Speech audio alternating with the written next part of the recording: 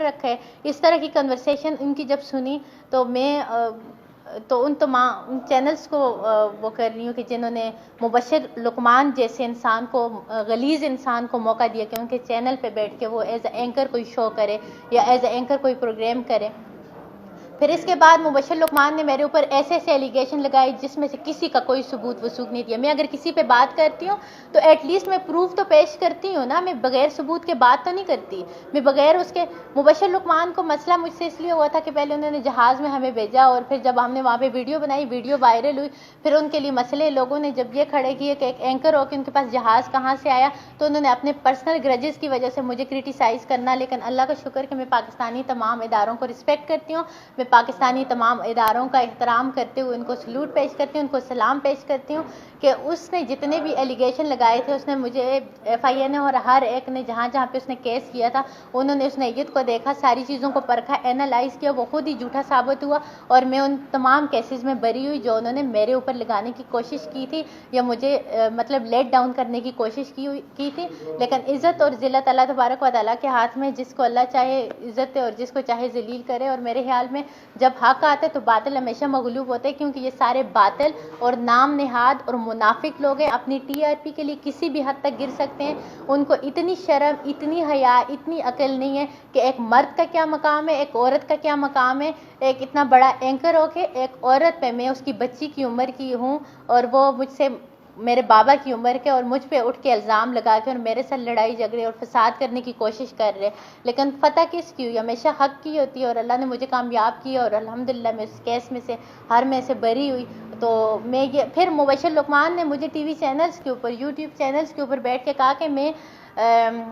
چونکہ میں دبئی کے اندر تھی اور میں ایک دبئی کی بہت بڑی کمپنی ہے جس کی میں برانڈ ایمبیسڈر تھی، تو اس مبشر لقمان نے پھر میرے اوپر وہاں پہ جو ہمارے ایونٹس وغیرہ ہوتے تھے ان میں انٹرنیشنل لیول کے سٹار آتے تھے اور زیادہ تر انڈین لوگ آتے تھے جیسے گووندا اور اس طرح کے سٹار آتے تھے، اور ان کے ساتھ ہم جب مل کے شو کرتے ہیں تو آپ کو میڈیا کے لوگ ریکارڈ کرتے ہیں اور اپنے پیج پہ ہر جگہ آپ کی پکچرز وہ ڈالتے ہیں کیونکہ آپ اس شو کا حصہ ہوتے ہو. اور اس شو کا حصہ ہونے کا یا کسی کے ساتھ آپ کا ایونٹ ہوتا ہے، چاہے وہ ایک انڈین ایکٹریس ہے یا چاہے وہ پاکستانی کوئی ہے، اگر ان دونوں کا یہ نہیں ہوتا کہ آپ ان کے ساتھ آپ کی پکچر آ گئی ہے تو آپ ایجنٹ ہو گئے ہو. اس مبشر لقمان نام نہاد یہ جو اینکر ہے اس نے میرے اوپر ایک ایلیگیشن یہ لگایا کہ میں جو ہوں تو میں ایجنٹ ہوں اور میں یہ ہوں، اور یہ جو عظیم پتہ نہیں اتنا موٹا پیٹ نکالا ہوا ایک روس کے کا 92 چینل پہ بیٹھ کے بے غیرت انسان میرے بارے میں غلط قسم کی گفتگو کی اور یہ کہا کہ ہم جا کے دبئی میں یہ کر رہے ہیں اور وہ کر رہے ہیں اور ان چیزوں کے کوئی ثبوت اور وثوق نہیں پیش کر سکے. ان سب کا انشاءاللہ وقت آئے گا، ان کو اللہ ذلیل کرے گا، کیونکہ اس میڈیا ٹرائل کی وجہ سے اور ان نام نہاد بے غیرت لوگوں کی وجہ سے میرے پیرنٹس بہت ہرٹ ہوئے تھے. اور وہ دن مجھے نہیں بھولتا کہ میرے بابا کی آنکھوں میں ان کنجر غلیظ بے غیرت انسانوں کی وجہ سے آنسو آئے تھے. ان کو میں چھوڑوں گی نہیں، ان کی منافقت کو میں انشاءاللہ بے نقاب کروں گی اور ان کو میں حق پہ ذلیل کروں گی. اور ان کی طرح میں بغیر ثبوت کے بات نہیں کروں گی کہ انہوں نے مجھے کہا کہ میں ایجنٹ ہوں اور ثبوت نہیں پیش کر سکے، انہوں نے مجھے کہا کہ میں یہ کر لی اور ثبوت نہیں پیش کر سکے. ان کے پورے ثبوت اور وثوق کے ساتھ یہ ذلیل ہوں گے اور یہ رسوا ہوں گے، کیونکہ ان ظلم جو ہوتا ہے اس کو اللہ تبارک و تعالیٰ کبھی معاف نہیں کرتے. اچھا عارف، کیا کہیں گی، کیا مطالبہ ہے؟ ایویڈنس آپ دے چکی ہیں اور اس سے پہلے بھی بہت سارے لوگوں کی ویڈیوز اسی طرح آپ کے توسط سے آئی، مگر اب آپ کا کیا مطالبہ ہے؟ اگر مفتی قوی کا جو حالیہ واقعہ ہوا اس کو لے کے آپ کیا مطالبہ کریں؟ آپ کا آگے کا لاحق عمل کیا ہوگا؟ مطلب اب آپ نیکسٹ اسٹیپ کیا لیں گی؟ قانون کی مدد لیں گی؟ کیا آگے کا اسٹیپ؟ دیکھیں آپ کو ہراسمنٹ کیا گیا اس کے حوالے سے بالکل مجھے جو ہریس کیا گیا میں نے پوری پبلک کے سامنے اس کو اس لیے رکھا کہ تاکہ جو ہماری انوسینٹ عوام ہیں وہ اس کے جال میں نہ پھنسے اور ایسے لوگوں کو مفتی کنسیڈر نہ کریں. اور دوسرا میرا اہم مقصد یہ تھا کہ جو ہمارے پیارے وطن کے علماء دین ہیں جن کی وجہ سے ہمارے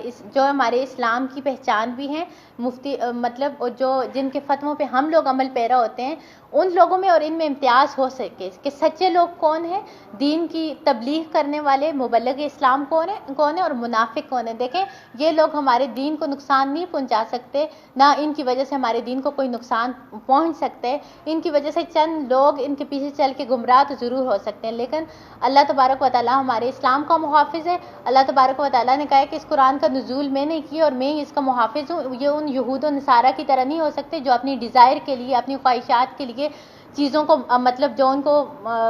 تسکین پہنچاتا تھا تو اسی طرح وہ چل پڑتے تھے اور لوگوں کو کہتے تھے کہ یہ ہماری کتاب کے اندر ہے، بلکہ یہ وہ ہتھ کنڈے اختیار نہیں کر سکتے، کیونکہ ہماری جو کتاب اللہ ہے قرآن پاک، اس کا محافظ ہمارا رب ہے، اور ایسا وہ کچھ نہیں کر سکتے۔ میں نے لوگوں کے سامنے بے نقاب کرنا تھا اور میں نے ان کو کر دیا لیگلی۔ دیکھیں بالکل میں ابھی بھی میں نے کہا کہ مجھے پاکستانی اداروں نے پروٹیکٹ کیے، میں ان کو بہت زیادہ رسپیکٹ کرتی ہوں، میں پاکستانی اداروں کو سلوٹ پیش کرتی ہوں کہ مبشر لقمان کے معاملے میں بھی انہوں نے مطلب چیزوں کو آبزرو کیا اور حق کو دنیا کے سامنے لے کے آئے، اور میں بری ہوئی، اور اللہ تبارک و تعالیٰ نے مجھے اس فیصلے میں بری کیا کہتے ہیں باعزت بری کیا، اس لیے کیونکہ میں حق پہ تھی، میں سچائی پہ تھی، اور یہ ہمارے ادارے کسی کی رشوت کے محتاج نہیں ہے۔ ہمارے پاکستانی ادارے اس چیز کو نہیں دیکھتے کہ کون ایلیٹ کلاس کا ہے، کون لو کلاس کا ہے، کون مڈل کلاس کے، تو اسی لیے میں پاکستانی اداروں کو سلوٹ پیش کرتی ہوں، اور میں انہی پاکستانی اداروں سے اپنا تحفظ مانگتی ہوں، اور انشاءاللہ وہ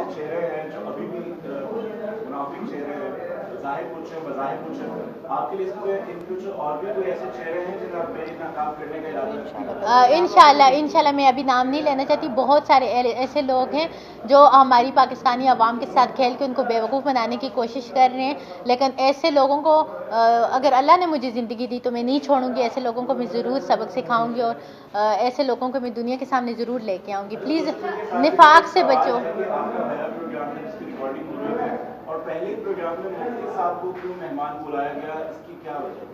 مفتی صاحب سے وہ ساری چیزیں میں کلیئر کرنا چاہتی تھی جو اس نے مجھ پہ اتنی جھوٹی جھوٹی باتیں کی، وہ سب کچھ میں کلیئر کرنا چاہتی تھی، کیونکہ انہوں نے دیکھیں آپ جب کسی کو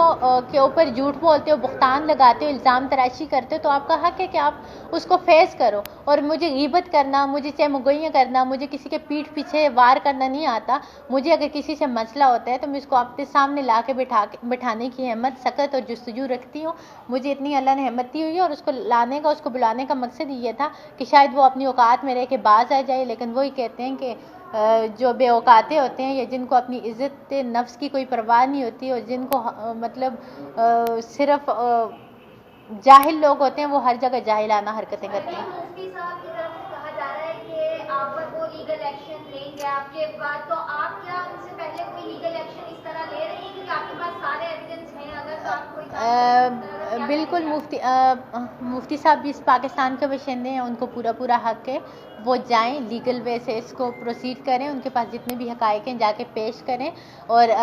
کیا کہتے ہیں ان کا بھی حق ہے اداروں میں جانا، جائیں، وہ میں خود ان سے ریکویسٹ کرتی ہوں جائیں، جا کے بتائیں کہ میں نے یہ حرکتیں کی ہیں۔ ہم نے تو جو کچھ ہمارے پاس، دیکھیں ہم بغیر ثبوت کے بات کریں گے ہی نہیں، ہم کسی کے اوپر بہتان نہیں لگائیں گے، ہم کسی کے اوپر الزام نہیں لگائیں گے، ہم وہ بات ہی نہیں کریں گے کہ جس کا ہم ایویڈنس نہ پیش کر سکیں۔ ہم کسی پہ کیوں، مجھے اس سے پرسنلی گرج اپنی جگہ کہ چلو ایک پرسنلی گرج ہوتے ہیں، مجھ پہ ایلیگیشن لگائے، میں بھی ایک انسان ہوں، انسان ہونے کے ناطے مجھے بھی ایک غصہ ہے، ایک بربریت کا میں شکار ہو سکتی ہوں، لیکن مجھے سب سے زیادہ اس بات کا یہ تھا کہ یا مسلم ہو جاؤ یا کافر ہو جاؤ، منافق کی تو کوئی جگہ ہی نہیں ہے۔ اگر مسلمان ہو تو مسلمان تو مطلب وہ نہ ہو کہ عبداللہ بن ابی کی طرح بتوں بغل میں بت ہوں اور پھر پیچھے سجدہ ریز ہو رہے ہو، یہ والی چیز اسلام میں بھی نہیں ہے۔ تو میں نے بس صرف ان کو یہ کرنا تھا کہ یہ جو مفتی ہے اس کو ایٹ لیسٹ مفتی نہ کہیں، یہ ایک بے حیا اور بروکر اور وومنائزر قسم کا انسان ہے۔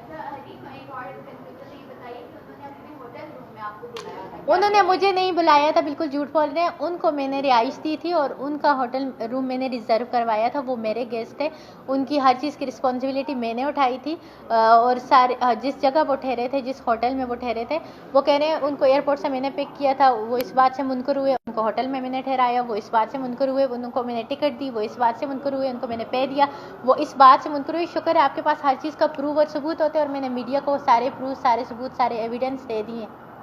ہر ایک چینل کو دیے۔ مجھے یہ بتائیں کہ بہت زیادہ قیاس کرائیاں ہونے کے سوشل میڈیا پر کہ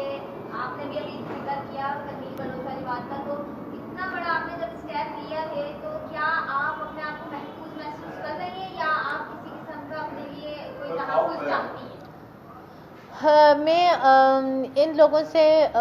مجھے اللہ تعالیٰ ان کی شر سے بچائے، شیاطین کے شر سے بچائے، ایسے ابلیس لوگوں کے شر سے بچائے، اور مجھے ان لوگوں سے ایسا کوئی خطرہ نہیں ہے۔ میرا ایک اپنا ہی ڈوگما ہے، میرا اپنا ایک عقیدہ ہے کہ زندگی موت کا اختیار رب کے پاس ہے۔ ایسے لوگوں کو آپ بے نقاب کر کے تو میں اور اسٹرانگ ہوں. میں خود سیٹسفائی ہوں اور مجھے سیٹسفیکشن ہے کہ میں نے جو کیا بہت اچھا کیا. مجھے کوئی گلٹی نہیں ہے, مجھے کوئی گلٹ نہیں ہے اور مجھے ایسا کوئی خطرہ نہیں ہے اور میں